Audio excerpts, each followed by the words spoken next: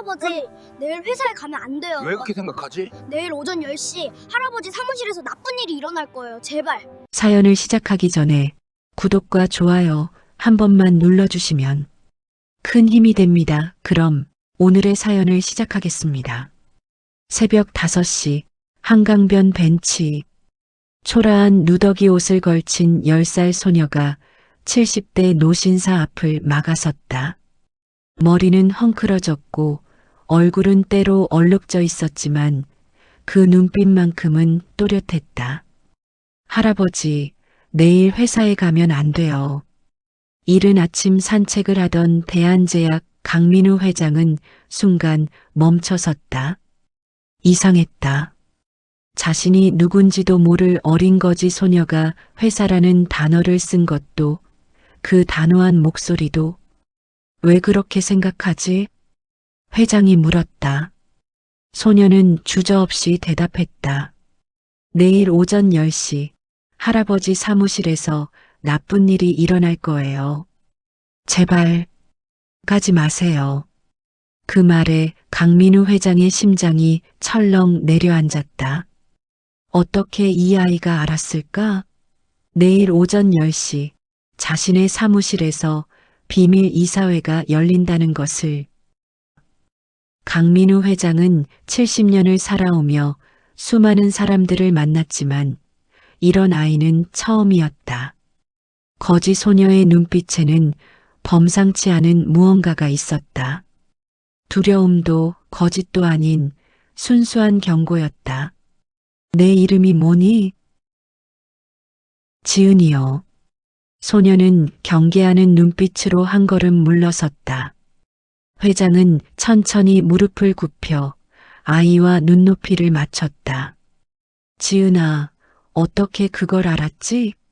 내일 내 사무실에서 무슨 일이 일어난다는 걸? 지은이는 잠시 망설이다가 작은 목소리로 말했다. 저 꿈을 꿔요. 그런데 그 꿈이 진짜가 돼요. 회장은 미소를 지었다. 아이의 순진한 상상력이라고 생각했다. 하지만 지은이의 다음 말에 그 미소가 굳어졌다. 할아버지 조카분이 서류 가방에 녹음기를 숨겨서 올 거예요.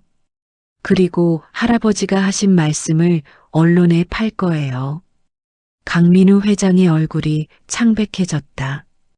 조카 강태준, 부회장 자리를 노리며 자신을 끊임없이 견제해온 그 사람. 설마 정말로? 넌 어떻게? 꿈에서 봤어요. 할아버지가 큰 방에 앉아 계셨는데 갑자기 문이 열리면서 많은 사람들이 들어왔어요. 그리고 할아버지 얼굴이 하얗게 변했어요. 지은이의 목소리는 떨렸지만 확신에 차 있었다. 회장은 긴 침묵 끝에 입을 열었다. 지은아, 너 지금 어디서 자니?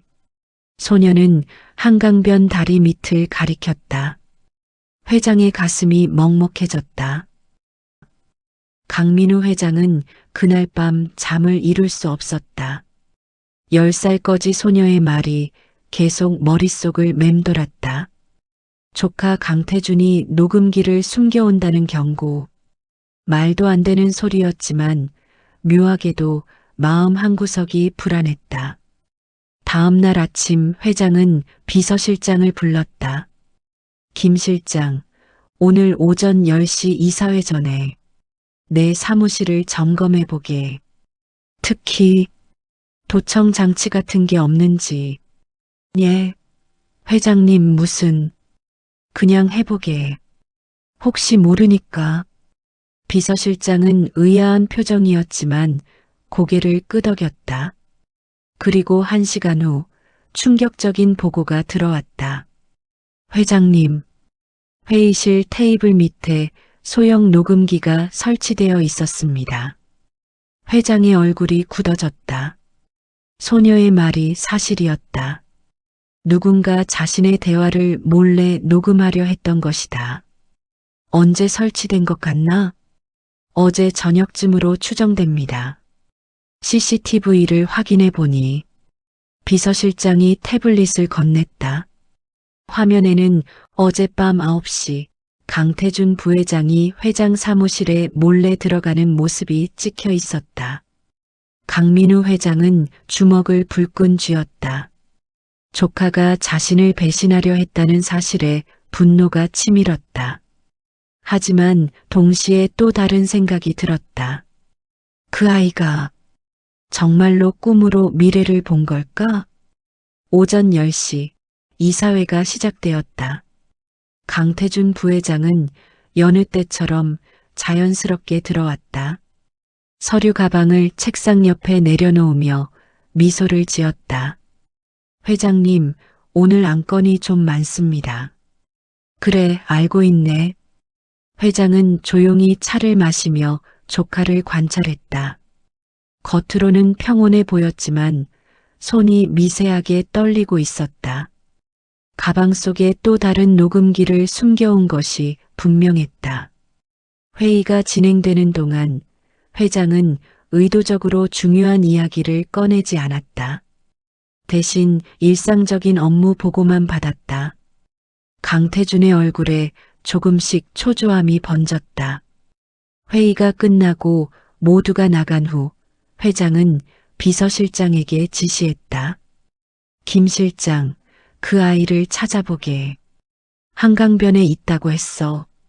어떤 아이 말씀이십니까? 지은이라는 10살쯤 된 거지 소녀. 비서실장은 고개를 갸웃했지만 곧바로 행동에 나섰다. 그리고 2시간 후 지은이를 찾았다는 연락이 왔다. 회장님, 아이를 찾았습니다. 그런데 뭔가 아이가 심하게 아픈 것 같습니다. 고열에 기침을 심하게 하고 있습니다. 회장은 즉시 차를 준비시켰다. 한강변 다리 밑으로 직접 찾아갔다. 거기에는 낡은 박스 안에 웅크린 채 떨고 있는 지은이가 있었다. 지은아. 회장이 다가가자 지은이는 희미한 눈을 떴다. 아버지, 회사 안 가셨어요? 갔다 왔단다. 내 덕분에 큰일을 막았어. 고맙구나. 지은이는 안도하는 표정을 지었다. 그리고 다시 의식을 잃었다. 빨리 병원으로. 회장의 외침에 비서실장이 아이를 안아 차에 태웠다. 서울대병원 응급실로 향하는 차 안에서 회장은 지은이의 작은 손을 꼭 잡았다. 차가웠다. 이 아이는 대체 누구일까? 서울대병원 응급실 의사들이 급하게 지은이를 진찰했다. 회장은 초조하게 밖에서 기다렸다. 30분이 지나고 담당 의사가 나왔다. 보호자 되시는 분이십니까? 그렇다고 할 수 있지. 회장은 거짓말을 했다. 이 아이를 그냥 둘 수 없었다. 아이가 심한 폐렴입니다. 영양실조도 심각하고요. 최소 2주는 입원 치료가 필요합니다. 그런데 의사가 난처한 표정을 지었다. 더 큰 문제가 있습니다. 아이 뇌에서 특이한 소견이 발견됐습니다. MRI를 찍어봐야 정확히 알겠지만 뇌종양 가능성이 있습니다. 회장의 얼굴이 굳었다. 뇌종양이라니. 정밀 검사가 필요합니다. 하지만 비용이 상당히. 돈은 걱정 말고 최선을 다해주게. 이 나라 최고의 의료진을 불러서라도. 의사는 놀란 표정으로 회장을 바라봤다. 거지 아이를 위해 이렇게까지 하는 사람은 처음 봤다. 3일 후 정밀 검사 결과가 나왔다. 뇌종양은 다행이 아니었다. 하지만 더 놀라운 사실이 밝혀졌다. 회장님, 이 아이는 특별합니다. 신경과 전문의 박준혁 교수가 MRI 사진을 보여주었다. 보통 사람들과 뇌 구조가 다릅니다. 특히 전두엽과 측두엽 부분의 활성도가 비정상적으로 높아요. 이런 케이스는 학계에 보고된 적이 거의 없습니다. 그게 무슨 뜻인가? 쉽게 말하면 이 아이는 천재입니다. IQ 테스트를 해봤는데 측정 불가능할 정도로 높게 나왔어요. 그리고 박 교수는 잠시 망설이다 말을 이었다. 아이가 미래를 예측한다는 이야기 혹시 들으셨습니까? 어떻게 하셨나? 아이가 깨어났을 때 몇 가지 질문을 했습니다. 그런데 제 질문에 답하기도 전에 제가 다음에 뭘 물어볼지 정확히 맞췄어요. 3번 연속으로요. 회장은 소름이 돋았다. 그게 가능한 일인가? 과학적으로 설명하긴 어렵습니다. 하지만 이 아이의 뇌는 평범하지 않아요. 어쩌면 패턴 인식 능력이 극도로 발달해서 미세한 신호들을 읽고 미래를 예측하는 것일 수도 있습니다. 회장은 병실로 들어갔다. 지은이는 깨끗하게 씻기고 병원복을 입은 채 침대에 누워 있었다. 때를 벗기니 훨씬 어려 보였다. 아니, 실제로 10살도 안 되어 보였다. 할아버지. 지은이가 작은 목소리로 불렀다. 응, 지은아. 많이 아팠지? 괜찮아요. 저, 여기 있어도 돼요? 아이의 눈에 불안함이 가득했다. 회장은 아이의 손을 잡았다. 당연하지. 다 나을 때까지 여기 있어야 해. 돈이 많이 들 텐데. 걱정하지 마. 그것보다 지은아, 할아버지한테 솔직하게 말해줄 수 있겠니? 너 정말 꿈으로 미래를 보는 거니? 지은이는 천천히 고개를 끄덕였다. 네. 어렸을 때부터요. 처음엔 그냥 꿈인 줄 알았어요. 근데 꿈에서 본 일들이 진짜로 일어났어요. 처음엔 무서웠어요. 언제부터였니? 5살 때부터요. 엄마가 차에 치일 거라는 꿈을 꿨는데 지은이의 목소리가 떨렸다. 엄마한테 말했는데 안 믿으셨어요. 그리고 일주일 후에 정말로 아이가 눈물을 흘렸다. 회장은 지은이를 꼭 안아주었다. 괜찮아, 괜찮단다. 그 뒤로 아빠가 술만 드셨어요. 저한테 화내시고 결국 저를 버리고 가셨어요. 제가 엄마 죽게 했다고. 회장의 가슴이 미어졌다. 이 어린아이가 얼마나 큰 상처를 안고 살아왔을까. 지은아, 이제 혼자가 아니야. 할아버지가 있어. 그날 밤 강민우 회장은 중요한 결정을 내렸다. 이 아이를 자신이 키우기로 한 것이다. 천재적인 능력 때문이 아니었다. 그저 이 아이를 혼자 둘 수 없었다. 하지만 회장은 몰랐다. 지은이의 예지 능력이 앞으로 자신의 인생을 그리고 회사 전체를 뒤흔들 사건들을 예측하게 될 줄은. 지은이가 태어난 날 강민우 회장은 아이를 자신의 집으로 데려갔다. 서울 성북동 언덕 위 수백 평 규모의 저택. 지은이는 거대한 집을 보며 눈이 휘둥그레졌다. 할아버지, 여기가 할아버지 집이에요? 그렇단다. 이제 여기가 내 집이기도 하고. 회장의 부인 윤혜숙 여사가 현관에서 기다리고 있었다. 70대 초반의 우아한 여인이었다. 남편에게서 이야기를 들은 그녀는 지은이를 따뜻하게 맞아주었다. 어머, 우리 지은이 왔구나. 어서 와. 안녕하세요. 지은이는 어색하게 인사했다. 윤혜숙 여사는 아이를 꼭 안아주었다. 많이 힘들었지? 이제 괜찮아. 우리가 지켜줄게. 그날 저녁 식탁에는 푸짐한 음식이 차려졌다. 지은이는 음식을 보며 망설였다. 평생 제대로 된 밥을 먹어본 적이 없었다. 지은아, 많이 먹어. 살도 좀 찌워야지. 윤혜숙 여사가 반찬을 아이 그릇에 가득 담아주었다. 지은이는 조심스럽게 밥을 먹기 시작했다. 그런데 갑자기 숟가락을 떨어뜨리며 몸을 떨었다. 지은아, 왜 그래? 회장이 놀라 일어섰다. 지은이의 얼굴이 창백해졌다. 할아버지, 또 꿈을 봤어요. 지금 깨어 있는데도 보이니? 지은이는 고개를 끄덕였다. 눈물이 주르르 흘러내렸다.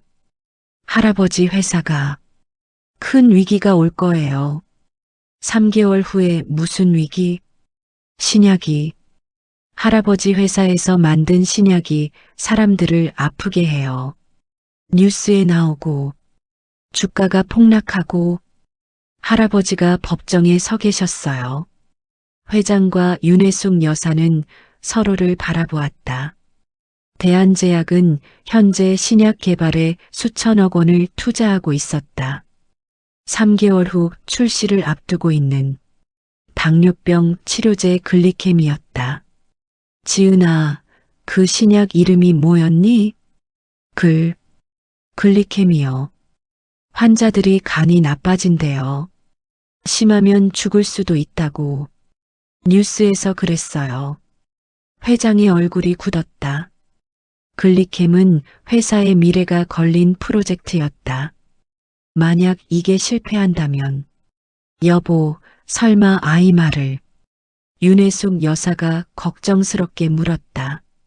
하지만 회장은 이미 결심한 표정이었다. 믿어야지. 지은이가 나를 구해준 것처럼 이번에도. 다음 날 아침 회장은 긴급 임원회의를 소집했다. 글리캠 프로젝트를 중단한다. 회의실이 술렁였다. 연구소장 김태식 전무가 벌떡 일어났다. 회장님, 무슨 말씀이십니까? 글리캠은 5년간 2천억을 투자한 프로젝트입니다. 3개월 후면 출시인데, 나도 안다. 하지만 중단해야 해. 이유라도 말씀해 주십시오. 회장은 잠시 망설였다. 10살 소녀의 예지몽 때문이라고 말할 수는 없었다. 하지만 다른 이유를 찾아야 했다. 임상 데이터를 다시 검토해야 할 것 같네. 간 기능 관련 부작용이 우려되네. 그건 이미 검증했습니다. 식약처 승인도 거의 다 났고요. 그래도 다시 확인하게. 이건 명령이네. 김태식 전무는 불만스러운 표정으로 자리에 앉았다. 다른 임원들도 수군거렸다. 회장이 최근 이상하다는 소문이 돌기 시작했다. 하지만 회장의 지시에 따라 글리캠의 임상 데이터가 재검토되었다. 그리고 2주 후 충격적인 사실이 발견되었다. 회장님, 큰일 났습니다. 연구소 팀장이 급하게 보고했다. 3상 임상시험 데이터 중 일부가 조작되었습니다. 간 독성 수치가 실제보다 낮게 보고되어 있었습니다. 뭐라고? 데이터를 조작한 사람은 김태식 전무입니다. 프로젝트 성공을 위해 부작용 데이터를 숨긴 것 같습니다. 회장은 주먹을 불끈 쥐었다. 만약 그대로 출시했다면 정말로 지은이가 본 대로 대형 참사가 벌어졌을 것이다. 김태식을 당장 해임하고 검찰에 고발하게. 그리고 식약처에 자진 신고하라고. 하지만 회장님, 그러면 회사 이미지보다 사람 목숨이 먼저야. 회장의 단호한 결정으로 글리캠 프로젝트는 완전히 중단되었다. 2천억 원의 손실이었지만 수천 명의 생명을 구한 결정이었다. 그날 밤 회장은 집으로 돌아와 지은이를 찾았다. 아이는 서재에서 책을 읽고 있었다. 불과 2주 만에 한글을 완벽히 익힌 천재 소녀였다. 지은아, 내 할아버지, 내 덕분에 많은 사람들을 구했단다. 정말, 정말 고맙구나. 회장은 아이를 꼭 안아주었다. 지은이는 회장의 품에 안겨 작은 목소리로 말했다. 할아버지, 저 무서워요. 왜? 계속 꿈을 꿔요. 나쁜 일들이 보여요. 사람들이 다치고 아프고, 저 때문에 할아버지가 힘들어지는 것 같아요. 회장은 지은이의 머리를 쓰다듬었다. 아니야, 지은아.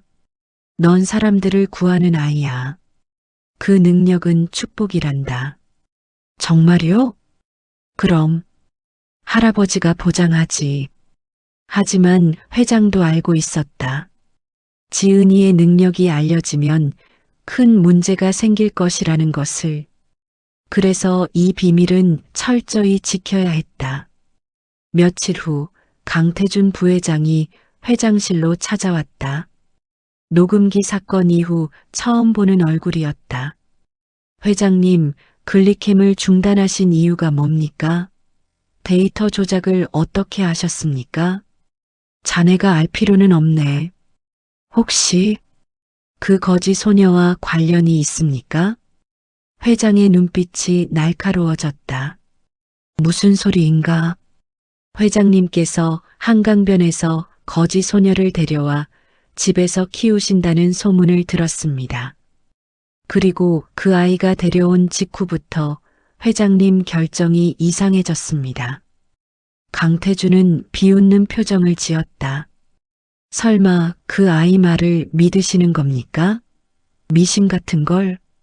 조심해서 말하게. 지은이는 이제 우리 가족이야. 가족이라니요? 혈육도 아닌 아이를. 회장은 자리에서 일어났다. 나가게. 그리고 다시는 지은이에 대해 입에 담지 마라. 강태준은 분한 표정으로 회장실을 나갔다. 하지만 그의 머릿속에는 계획이 생겨나고 있었다. 그 소녀만 없애면 회장의 판단력이 다시 돌아올 것이다. 그리고 자신이 회사를 장악할 기회가 올 것이다. 그날 밤 지은이는 또다시 악몽을 꾸었다. 그리고 다음 날 아침 창백한 얼굴로 회장에게 말했다. 할아버지, 저를 노리는 사람이 있어요. 나쁜 아저씨가 저를 없애려고 해요. 회장의 얼굴이 굳어졌다. 강태준이었다. 분명히. 걱정 마라, 지은아. 할아버지가 절대 지켜줄게. 하지만 회장은 몰랐다. 강태준의 계획이 이미 시작되었다는 것을. 강태준 부회장은 조카 하나를 불렀다. 사설 탐정 출신인 이정훈, 뒷세계에서 지우개라는 별명으로 불리는 남자였다. 증거를 지우고 사람을 지우는 일을 전문으로 했다. 그 아이에 대해 조사해봐. 배경, 가족 모든 것을. 알겠습니다, 부회장님. 이정훈은 일주일 만에 상세한 보고서를 가져왔다. 박지은 10살. 아버지 박민수는 3년 전 실종, 어머니. 최수진은 5년 전 교통사고로 사망. 친척도 없고 호적도 제대로 정리되지 않은 유령 같은 아이였다. 이 아이가 사라져도 찾을 사람이 없다는 뜻인가? 그렇습니다. 거지 생활을 했으니 주변에 아는 사람도 거의 없습니다. 강태준의 입꼬리가 올라갔다. 완벽하군. 그럼, 부회장님, 그런데 이상한 점이 있습니다. 뭔가, 이 아이에 대한 기록을 찾다가 과거 신문 기사를 발견했습니다. 5년 전 이 아이 어머니가 교통사고로 사망하기 일주일 전에 이정훈이 태블릿을 보여주었다. 오래된 지역 신문 기사였다. 10살 소녀, 교통사고 예언? 어머니에게 위험 경고했으나 무시당해 라는 제목의 기사입니다. 당시 작은 화제가 됐다가 묻혔던 사건입니다. 강태준의 눈이 커졌다.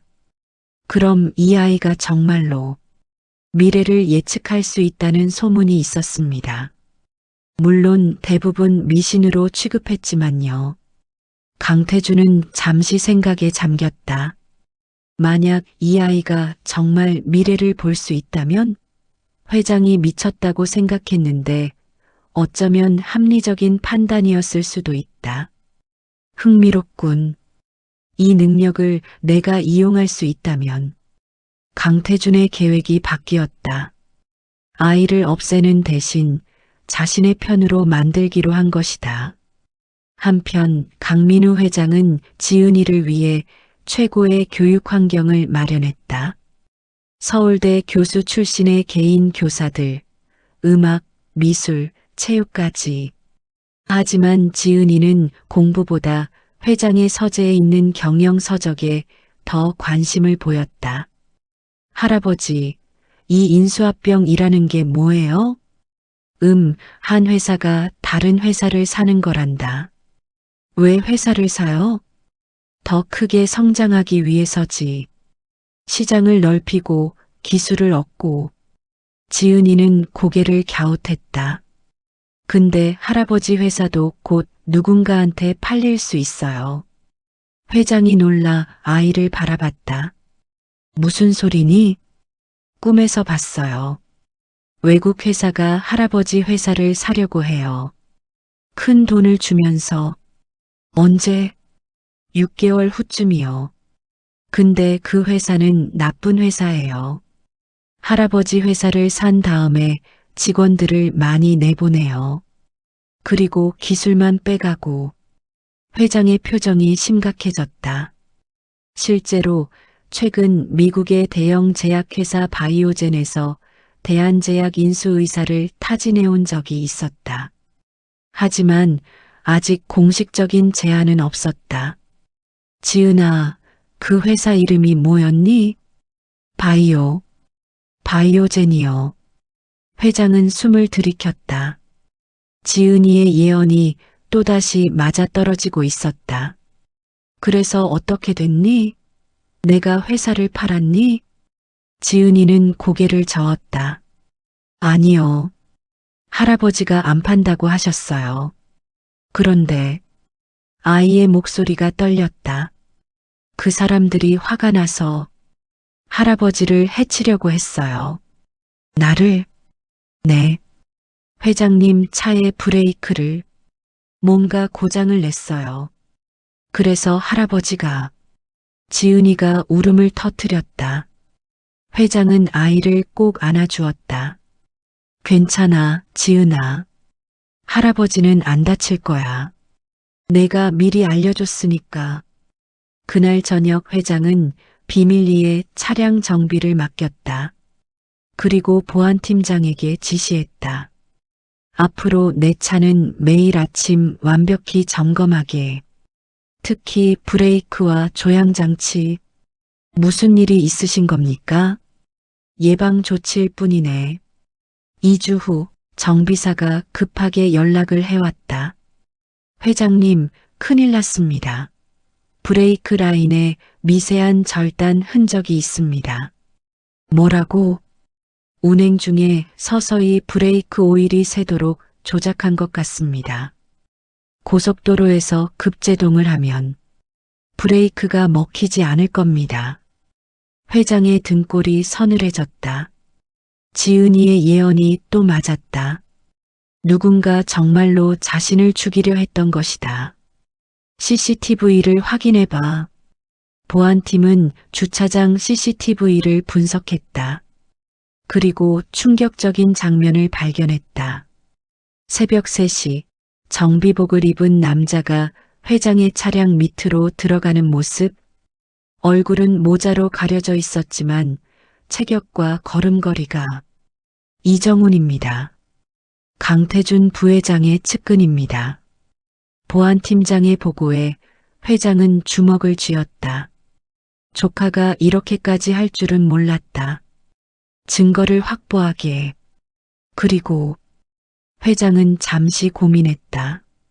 경찰에 신고하면 스캔들이 터질 것이다. 하지만 이대로 둘 수는 없었다. 강태준을 불러. 다음 날 강태준 부회장이 회장실로 왔다. 그는 여느 때처럼 자연스러운 표정이었다. 부르셨습니까, 회장님? 앉게. 회장은 책상 위에 사진 한 장을 놓았다. 이정훈이 차량 밑으로 들어가는 CCTV 사진이었다. 강태준의 얼굴이 순간 굳었다. 이게 뭡니까? 자네 부하가 내 차 브레이크를 조작한 사진이네. 저는 모르는 일입니다. 거짓말 마라. 자네가 시킨 거 다 알고 있어. 회장의 목소리는 차갑게 가라앉았다. 조카인 자네를 믿었는데 날 죽이려 하다니. 회장님, 오해십니다. 저는 증거가 있네. 이정훈의 통화 기록, 은행 거래 내역, 모든 게 자네를 가리키고 있어. 강태준은 창백한 얼굴로 주저앉았다. 모든 게 끝났다는 것을 깨달았다. 당장 사표를 내고 회사를 떠나게. 그리고 다시는 내 앞에 나타나지 마라. 회장님, 저를 나가. 회장의 호통에 강태준은 비틀거리며 회장실을 나갔다. 그리고 복도에서 지은이와 마주쳤다. 아이는 강태준을 올려다보며 조용히 말했다. 아저씨, 나쁜 짓 하면 안 돼요. 강태준은 소름이 돋았다. 이 아이가 모든 것을 알고 있었다는 듯한 눈빛이었다. 너 대체 뭐냐? 저는 그냥 할아버지를 지키고 싶은 아이예요. 지은이는 그렇게 말하고 회장실로 들어갔다. 강태준은 그 자리에 멍하니 서 있다가 결국 고개를 떨구고 복도를 떠났다. 회장실 안에서 회장은 지은이를 안아주었다. 지은아, 내가 또 날 구했구나. 할아버지를 지키는 게 제 일이에요. 고맙다, 지은아. 정말 고마워. 그날 밤 윤혜숙 여사가 회장에게 조용히 물었다. 여보, 이 아이를 정말로 우리 가족으로 받아들이실 건가요? 물론이요. 아니, 이미 가족이지 않소? 하지만 혈연도 아니고 혈연보다 소중한 게 있소. 이 아이는 우리 딸보다 더 우리를 생각해 줍니다. 회장 부부에게는 딸이 하나 있었다. 미국에서 사업가와 결혼해 살고 있는 강미라. 하지만 그녀는 10년째 한국에 오지 않았다. 부모보다 돈에 더 관심이 많은 딸이었다. 지은이를 정식으로 입양합시다. 정말이세요? 네.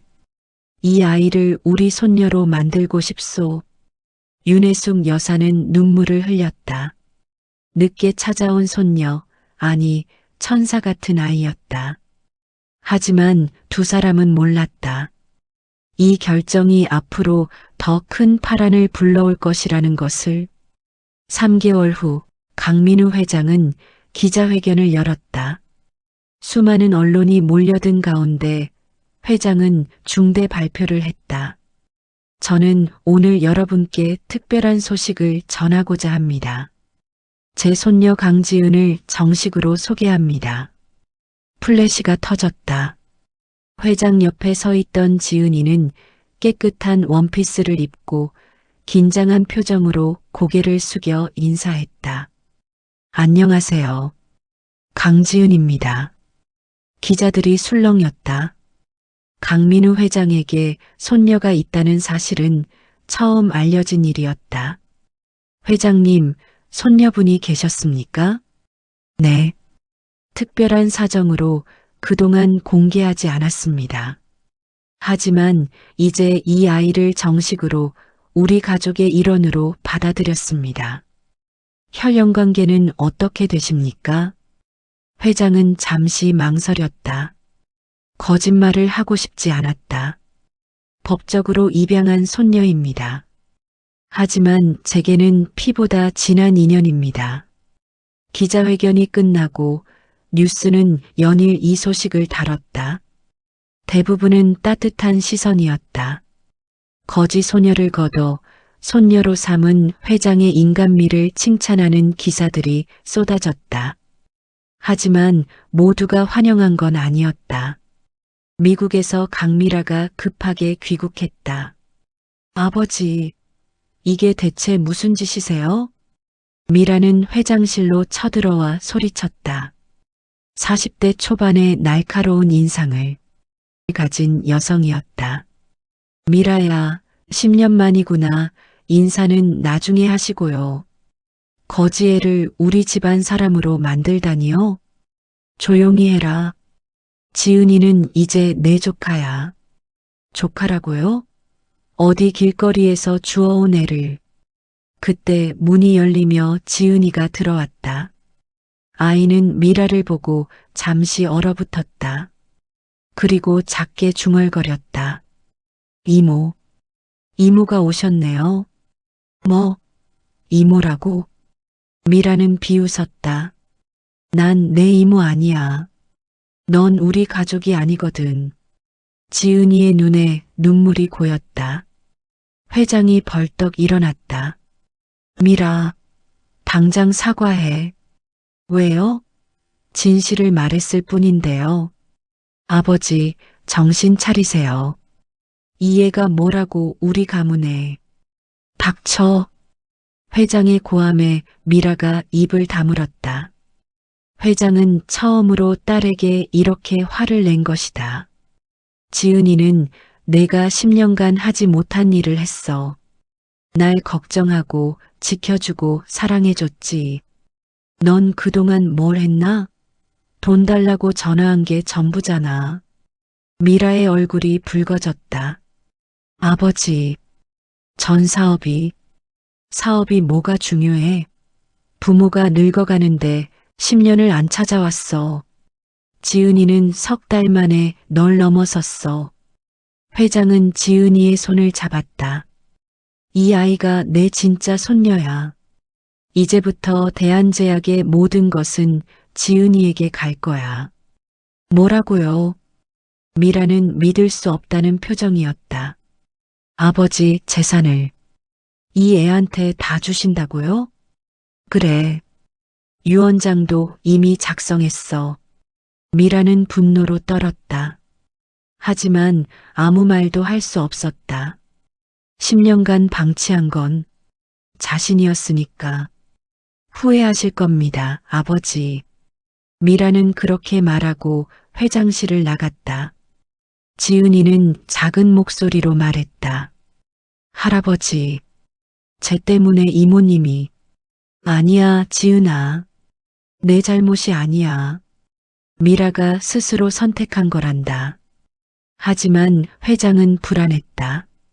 미라가 가만히 있지 않을 것 같았다. 예상은 적중했다. 일주일 후 미라는 변호사를 대동하고 법원에 소송을 제기했다. 입양 무효 소송이었다. 강민우 회장이 정상적인 판단력을 잃은 상태에서 입양을 진행했다. 미성년자를 이용한 재산 편취 의도가 있다. 언론은 또다시 들끓었다. 이번에는 부정적인 기사들이 쏟아졌다. 재벌가의 추한 재산 다툼, 거지 소녀, 재벌 상속녀 되나? 강민우 회장 판단력 논란. 지은이는 학교에서도 괴롭힘을 당하기 시작했다. 귀족 학교에 다니는 아이들은 지은이의 과거를 알고 수군거렸다. 쟤 원래 거지였대. 돈 때문에 할아버지한테 빌붙은 거래. 징그러워. 거지 출신이. 지은이는 집에 와서도 말이 없었다. 윤혜숙 여사가 걱정스럽게 물었다. 지은아, 학교에서 무슨 일 있니? 아니에요, 할머니. 괜찮아요. 하지만 그날 밤 지은이는 또 악몽을 꾸었다. 그리고 다음 날 아침 떨리는 목소리로 회장에게 말했다. 할아버지, 무서운 꿈을 꿨어요. 무슨 꿈이었니? 할머니가 쓰러지셨어요. 심장이. 회장의 얼굴이 굳었다. 윤혜숙 여사는 최근 건강검진에서 부정맥 진단을 받았다. 하지만 큰 문제는 아니라고 했다. 언제? 이번 주 안에요. 계단에서 넘어지시면서 지은이가 울음을 터뜨렸다. 제발 할머니 조심하시라고 해주세요. 회장은 즉시 부인에게 연락했다. 여보, 이번 주는 집에만 계시오. 특히 계단 조심하시고. 무슨 일이에요? 설명은 나중에 하겠소. 일단 조심하시오. 하지만 윤혜숙 여사는 그날 오후 자선단체 모임에 참석해야 했다. 회장의 만류에도 불구하고 외출했다. 괜찮아요, 여보. 제가 뭐 그렇게 약하지 않아요. 모임이 끝나고 여사는 호텔 계단을 내려오고 있었다. 그때 갑자기 가슴이 조여들었다. 부정맥 발작이었다. 윽! 여사는 비틀거렸다. 계단 위에서 지은이가 본 바로 그 장면이었다. 하지만 그 순간 누군가 여사를 붙잡았다. 회장이 보낸 경호원이었다. 회장은 만약을 대비해 경호원을 붙여놓았던 것이다. 여사님, 괜찮으십니까? 고마워요. 여사는 급히 병원으로 이송되었다. 심장 전문의가 응급 처치를 했고 다행히 큰 위험은 넘겼다. 회장님, 부인께서 계단에서 넘어지셨다면 큰일 날 뻔했습니다. 머리를 심하게 다치셨을 겁니다. 의사의 말에 회장은 온몸이 식은땀으로 젖었다. 지은이가 또 한 번 가족을 구한 것이다. 병원에서 회복 중인 윤혜숙 여사는 지은이를 꼭 안아주었다. 지은아, 내가 날 살렸구나. 할머니, 다치지 않으셔서 다행이에요. 고마워, 우리 손녀. 정말 고마워. 하지만 이 소식을 들은 강미라는 오히려 더 의심했다. 이상해. 어떻게 그 애가 미리 알았지? 할머니를 일부러. 미라는 사립탐정을 고용해 지은이를 조사하기 시작했다. 그리고 놀라운 사실을 발견했다. 회장님께서 글리캠 프로젝트를 중단한 것도 차량 브레이크 조작을 발견한 것도 모두 그 아이가 나타난 직후입니다. 우연이겠죠? 아닙니다. 패턴이 있습니다. 그 아이가 뭔가를 미리 알고 있는 것 같습니다. 미라의 눈빛이 날카로워졌다. 미래를 예측한다는 건가?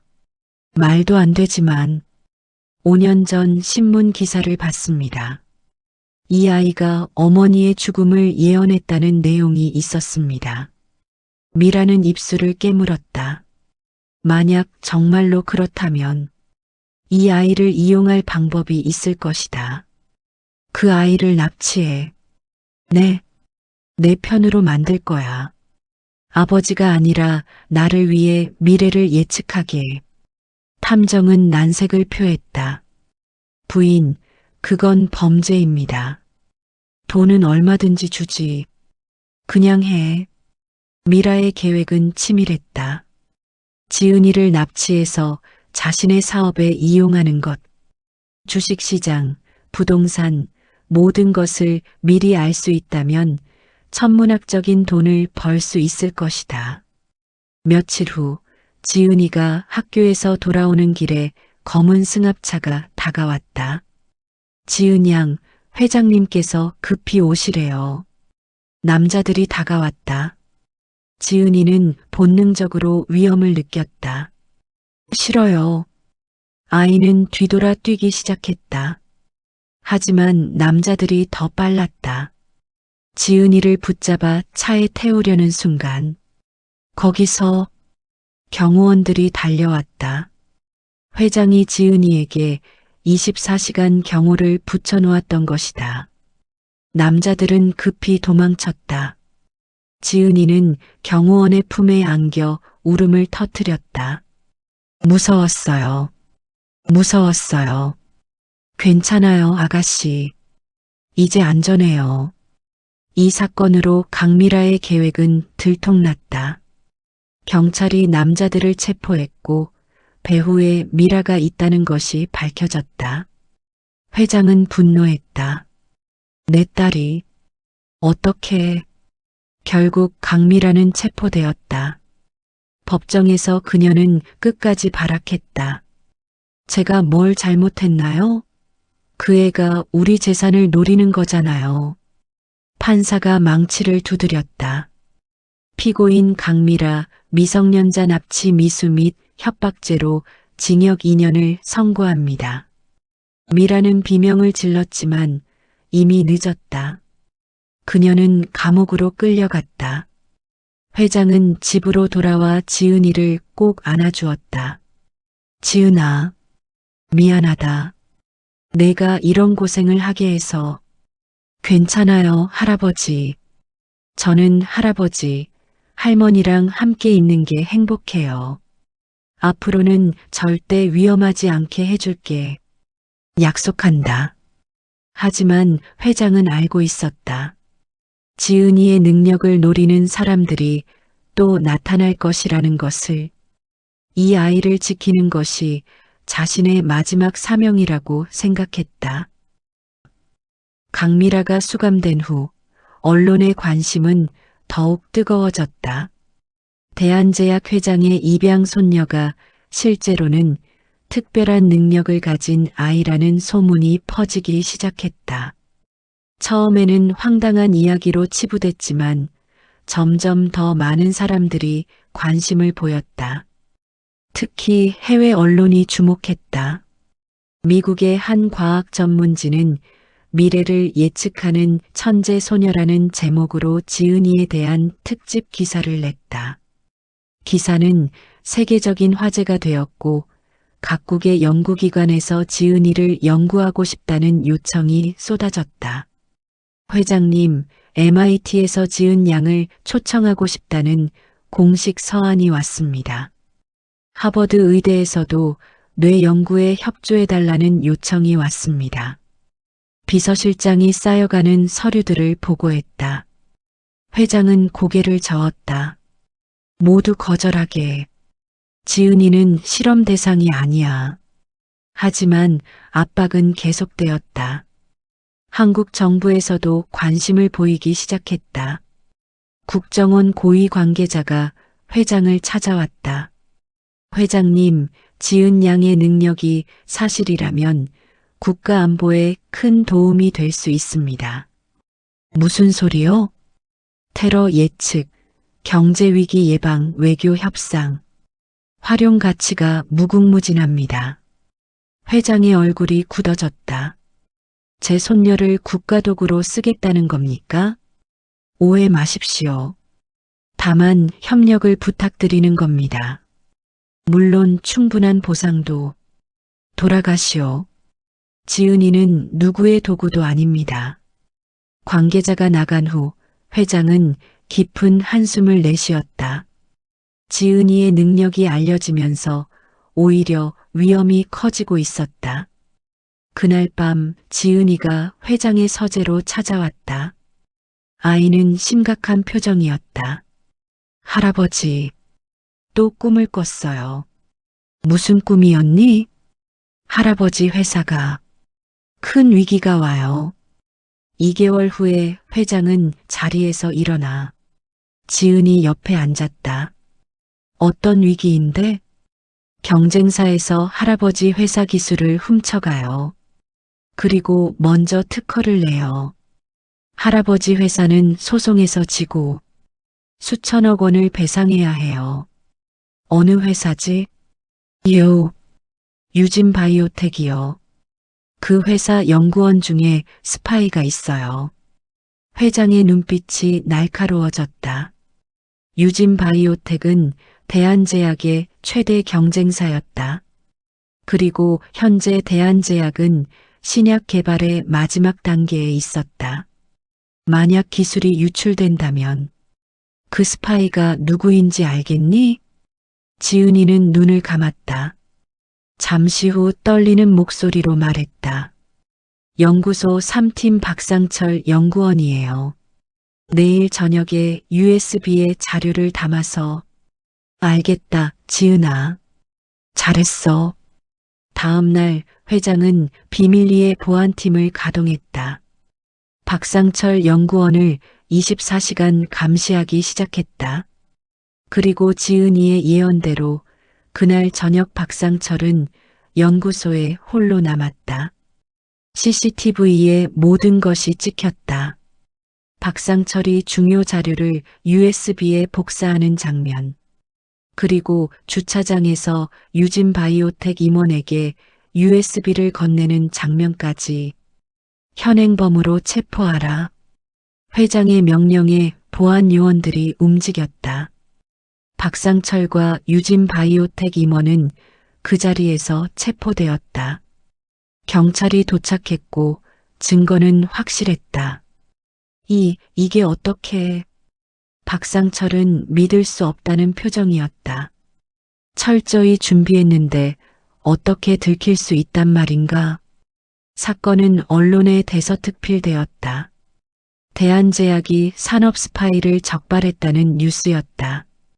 유진 바이오텍은 큰 타격을 입었고 주가는 폭락했다. 하지만 일부 언론은 다른 각도로 접근했다. 대한제약 어떻게 미리 알았나? 강민우 회장의 신비한 판단력, 비결은? 그리고 조심스럽게 지은이의 이름이 거론되기 시작했다. 입양손녀 강지은 혹시... 회장은 언론 통제에 나섰지만 소문은 이미 퍼진 후였다. 그리고 더 큰 문제가 발생했다. 국제범죄 조직이 지은이에게 관심을 보이기 시작한 것이다. 한 비밀 조직의 리더는 지은이를 납치해 주식 시장과 카지노에서 돈을 벌 계획을 세웠다. 어느 날 밤 회장의 집에 침입자가 들었다. 전문 용병 5명, 그들의 목표는 단 하나, 지은이를 데려가는 것이었다. 하지만 회장은 이미 대비하고 있었다. 전직 특수부대원 출신의 경호팀 10명이 저택을 지키고 있었다. 침입자 발견. 2층으로 향하고 있습니다. 경보가 울렸다. 총성이 터졌다. 지은이는 공포에 떨며 방구석에 웅크렸다. 지은아, 괜찮니? 윤혜숙 여사가 달려와 아이를 안아주었다. 할머니, 무서워요. 괜찮아. 할아버지가 다 준비하셨어. 치열한 전투 끝에 침입자들은 모두 제압되었다. 하지만 회장은 알았다. 이런 일이 계속될 것이라는 것을. 이럴 순 없어. 지은이를 지킬 방법을 찾아야 해. 회장은 결단을 내렸다. 지은이를 해외로 보내기로 한 것이다. 스위스의 비밀 학교, 세계 각국의 VIP 자녀들이 다니는 최고 보안 시설을 갖춘 곳이었다. 지은아, 할아버지 말 좀 들어보렴. 회장은 지은이를 무릎에 앉히고 조심스럽게 말했다. 네, 할아버지. 너를 잠시 스위스로 보내야 할 것 같구나. 지은이의 눈이 커졌다. 왜요? 제가 잘못했어요? 아니야. 절대 아니야. 너를 지키기 위해서란다. 여기 있으면 계속 위험해. 할아버지랑 떨어지기 싫어요. 지은이가 울음을 터뜨렸다. 회장도 눈물을 참지 못했다. 할아버지도 싫단다. 하지만 너를 잃고 싶지 않아. 안전한 곳에서 공부하고 크면 다시 돌아오는 거야. 정말 다시 올 수 있어요? 약속한다. 3년 후에 내가 13살이 되면 그때는 내가 스스로를 지킬 수 있을 거야. 윤혜숙 여사도 함께 울었다. 지은아, 할머니도 보고 싶을 거야. 하지만 이게 최선이란다. 일주일 후 인천공항. 회장 부부는 지은이를 배웅했다. 아이는 작은 가방 하나만 들고 있었다. 할아버지, 할머니, 잘 가렴, 우리 손녀. 자주 영상 통화하자. 공부 열심히 하고 건강 챙기고. 네. 사랑해요, 할아버지, 할머니. 지은이는 출국장으로 들어갔다. 돌아서며 계속 손을 흔들었다. 회장 부부는 아이가 보이지 않을 때까지 손을 흔들었다. 돌아오는 차 안에서 윤혜숙 여사가 말했다. 잘한 결정이겠죠, 여보? 그래야 했소. 저 아이를 지킬 수 있는 유일한 방법이었어. 하지만 두 사람 모두 알고 있었다. 마음 한편이 텅 빈 것 같다는 것을.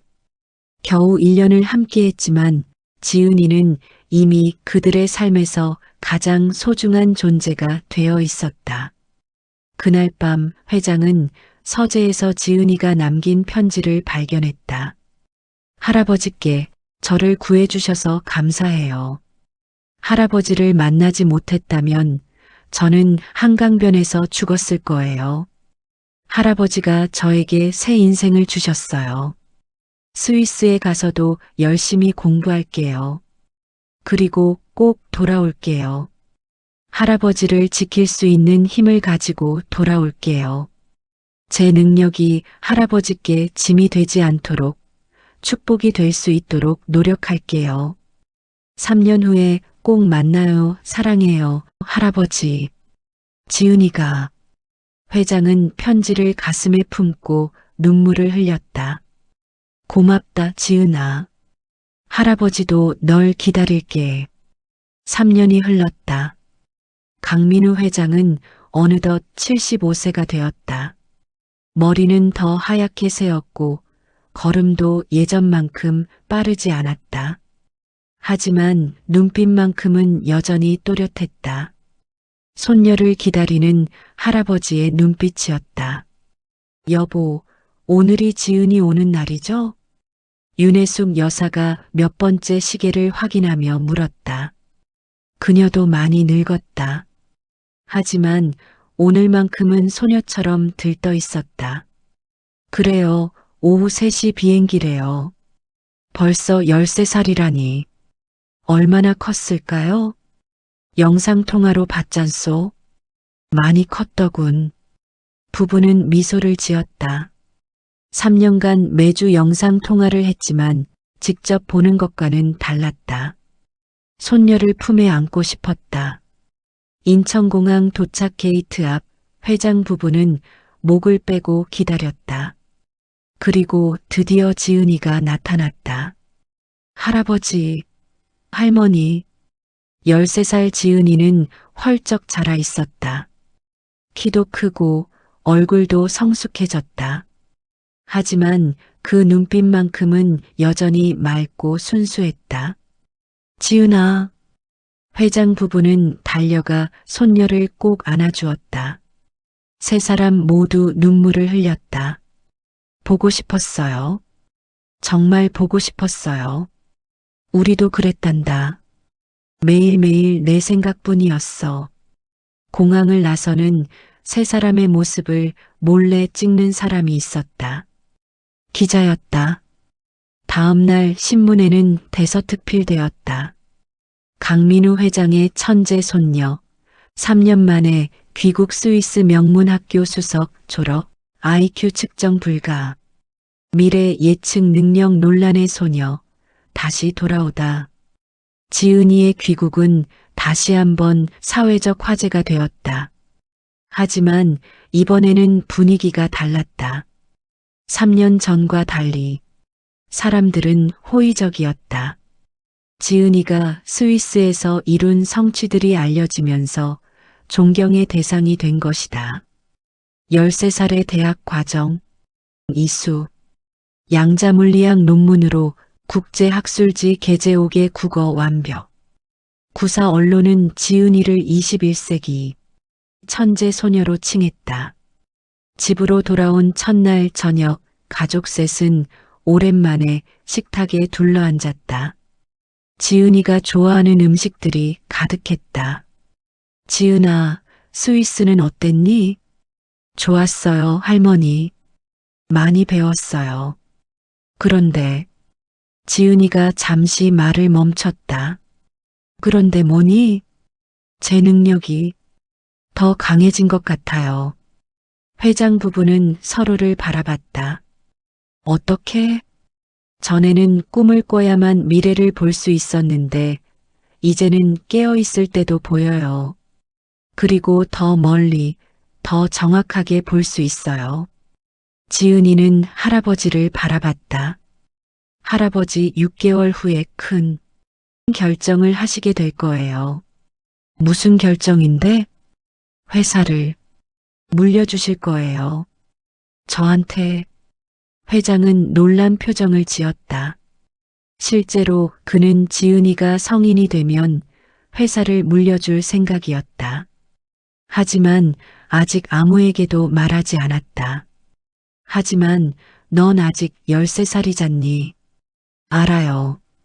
그래서 제가 20살이 될 때까지 후견인 체제로 운영하시는 거예요. 그리고 그때부터 제가 정식으로. 지은이의 말이 정확히 회장이 생각하던 계획과 일치했다. 놀랍구나. 정말로. 할아버지, 저 준비됐어요. 이 능력을 올바르게 쓰는 법을 배웠어요. 사람들을 돕고 회사를 지키고 좋은 일에 쓰는 거요. 회장은 지은이의 손을 잡았다. 알아, 지은아. 너라면 할 수 있어. 다음 날 회장은 임원회의를 소집했다. 그리고 중대 발표를 했다. 7년 후 제 손녀 강지은이 20살이 되면 회사의 모든 경영권을 넘기겠습니다. 회의실이 술렁였다. 하지만 3년 전과는 달리 반대하는 사람이 없었다. 지은이의 명성을 모두가 알고 있었기 때문이다. 현명한 결정이십니다, 회장님. 박종민 전무가 말했다. 지은 양은 천재입니다. 이 회사의 미래를 이끌 자격이 충분합니다. 다른 임원들도 고개를 끄덕였다. 회장은 흡족한 표정을 지었다. 그날 오후 회장은 지은이를 데리고 회사를 돌았다. 연구소, 생산공장, 사무실, 모든 곳을 보여주었다. 지은아, 이 모든 게 언젠가 내 것이 될 거야. 무겁게 느껴져요, 할아버지. 그래야 해. 책임감을 가져야 하니까. 하지만 넌 할 수 있어. 연구소에 들렀을 때 지은이가 갑자기 멈춰섰다. 할아버지, 여기서 새로운 신약을 개발하게 될 거예요. 무슨 신약? 암을 완치할 수 있는 약이요. 5년 후에 성공해요. 연구소장이 놀라 다가왔다. 정말입니까? 어떤 방식으로? 지은이는 눈을 감고 집중했다. 면역 항암제예요. 하지만 지금 방식이 아니라 T세포를 변형시키는 새로운 방식이요. 저기 보이는 김영구원님이 핵심 아이디어를 내세요. 연구소장은 입을 다물지 못했다. 실제로 김영구원은 최근 T세포 연구에 몰두하고 있었다. 이걸 어떻게? 회장이 미소 지었다. 우리 손녀는 특별하니까요. 저녁에 집으로 돌아오는 길 지은이가 조용히 말했다. 할아버지, 제가 이 능력으로 정말 사람들을 도울 수 있을까요? 물론이지. 이미 하고 있잖니. 하지만 가끔 무서워요. 너무 많이 보여서 나쁜 미래도 보이고 사람들이 다치는 것도 보이고. 회장은 차를 세우고 지은이를 안아주었다. 지은아, 내가 보는 건 가능성이야. 확정된 미래가 아니라 바꿀 수 있는 미래란다. 너는 그걸 바꾸는 사람이야. 정말요? 그래. 넌 이미 수없이 많은 사람들을 구했어. 할아버지를, 할머니를, 회사 직원들을, 신약으로 살아날 수많은 환자들을. 모두 내 덕분이야. 지은이의 눈에 눈물이 고였다. 하지만 이번엔 슬픔이 아니라 감사의 눈물이었다. 할아버지, 저를 구해주셔서 고마워요. 4년 전 한강변에서 아니야. 너야말로 날 구해줬어. 외롭던 내 인생에 빛을 가져다 줬단다. 두 사람은 꼭 안고 한참을 있었다. 그로부터 7년이 흘렀다. 20살이 된 강지은은 대한제약의 회장으로 취임했다. 역사상 최연소 재벌 회장이었다. 취임식에는 수많은 언론과 정재계 인사들이 참석했다. 저는 오늘 큰 책임을 맡게 되었습니다. 단상에 선 지은이는 당당했다. 할아버지께서 평생을 바쳐 키운 이 회사를 더욱 크게, 더욱 올바르게 만들겠습니다. 그리고 제게 주어진 특별한 능력을 사람들을 위해 쓰겠습니다. 객석에 앉은 강민우 회장은 눈물을 흘렸다. 82세의 노인이 된 그는 휠체어에 앉아 있었지만 눈빛만큼은 자랑스러움으로 빛났다. 잘했어, 우리 손녀. 윤혜숙 여사가 남편의 손을 잡았다. 여보, 우리 잘했죠? 그럼요. 최고의 결정이었소. 취임 후 1년 지은이는 놀라운 성과를 냈다. 회사 매출은 30% 증가했고 암 치료 신약 개발에 성공해 수백만 명의 환자를 구했다. 그리고 무엇보다 회사 이익의 30%를 사회에 환원하는 재단을 만들었다. 강지은 재단은 가난한 아이들을 돕습니다. 저처럼 한강변에서 떨던 아이들에게 희망을 주는 거죠. 지은이의 인터뷰에 전 국민이 감동했다. 과거를 숨기지 않고 당당히 밝히며 그 경험을 나눔으로 승화시킨 것이다. 재단은 매년 수천 명의 아이들을 지원했다. 교육비, 의료비, 생활비, 필요한 모든 것을 도왔다. 그리고 그 아이들 중 몇몇은 훌륭한 인재로 성장해 사회에 기여했다. 어느 봄날 지은이는 할아버지를 모시고 한강변을 찾았다. 11년 전 자신이 살던 바로 그곳이었다. 할아버지, 여기에요. 제가 살던 곳이요. 다리 밑 공간은 이제 깨끗하게 정비되어 있었다. 서울시에서 노숙인 쉼터로 만든 것이다. 그것도 강지은 재단의 후원으로. 이곳에서 매일 밤 떨었어요. 추웠고 무섭고 외로웠어요. 많이 힘들었겠구나. 근데 어느 날 꿈을 꿨어요. 따뜻한 할아버지가 저를 구해주시는 꿈이요. 회장이 놀라 손녀를 바라봤다. 정말? 네. 그래서 그날 새벽 할아버지를 찾으러 나갔어요. 그리고 정말로 만났죠. 그게 예지몽이었구나. 네. 제 능력이 저 자신의 미래도 보여준 거예요. 할아버지를 만날 운명이었던 거죠. 회장은 하늘을 올려다봤다. 맑은 봄 하늘이 펼쳐져 있었다. 운명이라. 정말 신기한 일이야. 할아버지 덕분에 저는 새 인생을 살았어요. 이제 그 은혜를 갚을 차례예요. 넌 이미 충분히 갚았어. 아니, 넌 받은 것보다 훨씬 더 많이 주고 있어. 두 사람은 한강을 바라보며 조용히 서 있었다. 햇살이 강물에 반짝였다. 할아버지. 응? 다음 생에도 할아버지 손녀로 태어나고 싶어요. 회장의 눈에 눈물이 맺혔다. 할아버지도 그러고 싶구나. 영원히 내 할아버지로. 두 사람은 손을 꼭 잡고 걸었다. 11년 전 거지 소녀와 재벌 회장의 우연한 만남. 그것은 우연이 아니라 운명이었다. 지은이의 한마디가 회장을 구했고 회장의 따뜻함이 지은이를 구했다. 그리고 그 두 사람이 만나 수많은 사람들을 구하고 있었다. 한강변을 걷는 두 사람의 뒷모습이 석양에 길게 드리워졌다. 할아버지와 손녀. 피는 섞이지 않았지만 그 어떤 혈연보다 깊은 사랑으로 연결된 두 사람. 할아버지, 내일 회사에 가면 안 돼요. 11년 전 그 한마디로 시작된 기적. 그 기적은 지금도 계속되고 있었다.